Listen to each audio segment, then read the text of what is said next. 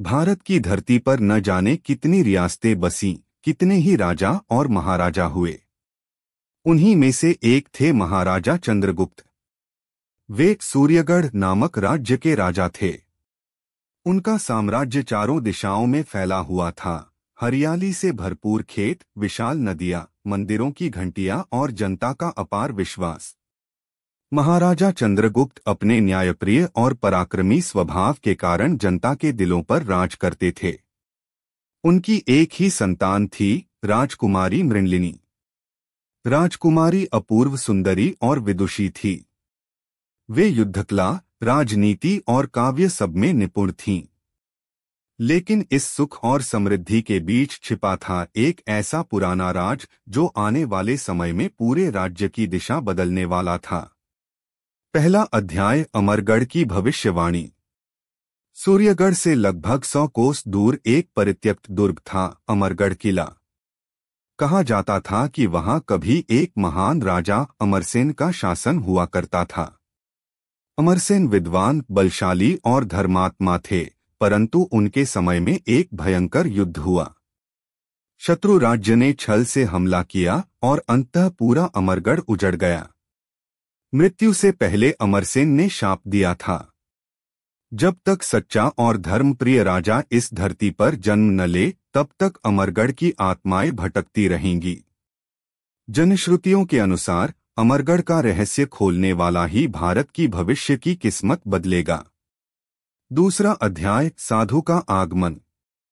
एक दिन सूर्यगढ़ के राज दरबार में एक वृद्ध साधु आए। उनकी आंखों में अजीब चमक थी। वे सीधे महाराजा चंद्रगुप्त के सामने गए और बोले, राजन, समय आ चुका है। तुम्हें अमरगढ़ के शापित किले की ओर जाना होगा। वहां एक खजाना छिपा है, केवल सोने रत्नों का ही नहीं, बल्कि अमरगढ़ की आत्माओं को मुक्त करने का रहस्य भी। यदि तुम इसे खोज पाओ तो तुम्हारा नाम युगों तक अमर रहेगा। लेकिन सावधान, उस राह में प्रबल शत्रु और भयावह परीक्षाएं होंगी। महाराजा चंद्रगुप्त चौंक गए।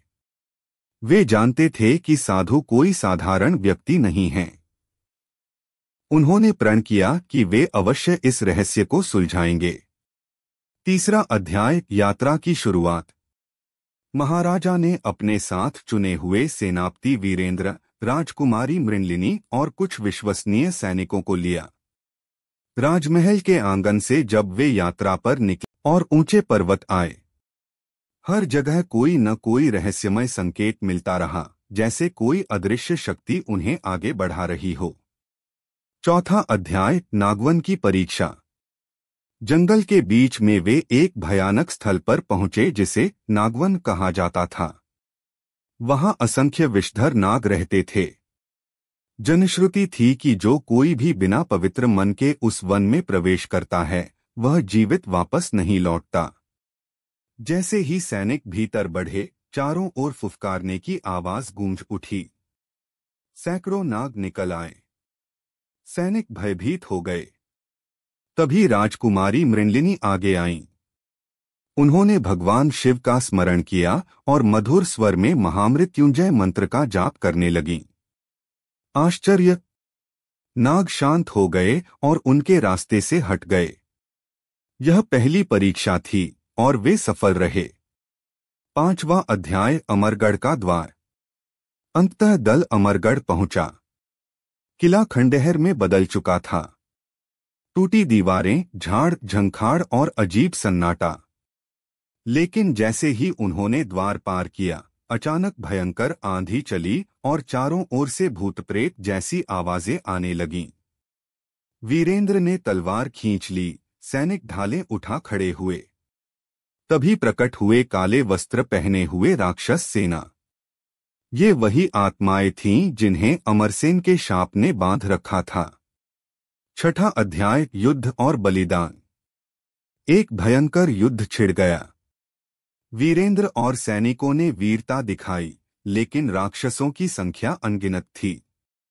उस क्षण महाराजा चंद्रगुप्त ने स्वयं तलवार उठाई और युद्ध भूमि में उतर पड़े। राजकुमारी मृणलिनी ने भी धनुष उठाकर तीर चलाए। युद्ध घंटों तक चलता रहा। कई सैनिक वीरगति को प्राप्त हुए। अंततः चंद्रगुप्त ने दुर्ग के भीतर एक विशाल शिला देखी जिस पर अंकित था, सत्य, धर्म और बलिदान ही इस शाप को तोड़ सकते हैं। 7वां अध्याय, रहस्य का उद्घाटन।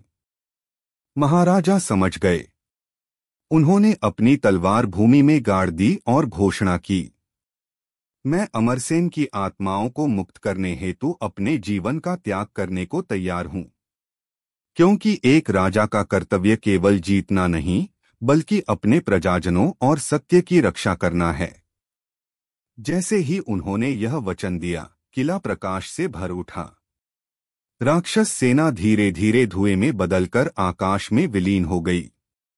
अमरसेन की आत्मा प्रकट हुई और बोली, चंद्रगुप्त, तुमने वही किया जिसकी प्रतीक्षा युगों से थी। तुम्हारे बलिदान और धर्मनिष्ठा से हम मुक्त हुए। अब सूर्यगढ़ ही नहीं बल्कि समूचा आर्यावर्त समृद्ध होगा। 8वां अध्याय, स्वर्ण ग्रंथ। अमरसेन की आत्मा ने एक स्वर्णिम ग्रंथ सौंपा। उसमें राज्य संचालन, युद्ध नीति और जनकल्याण से संबंधित अद्भुत ज्ञान था। यही था अमरगढ़ का सच्चा खजाना। महाराजा चंद्रगुप्त ग्रंथ लेकर सूर्यगढ़ लौटे। उन्होंने उसी ज्ञान के आधार पर शासन किया। धीरे धीरे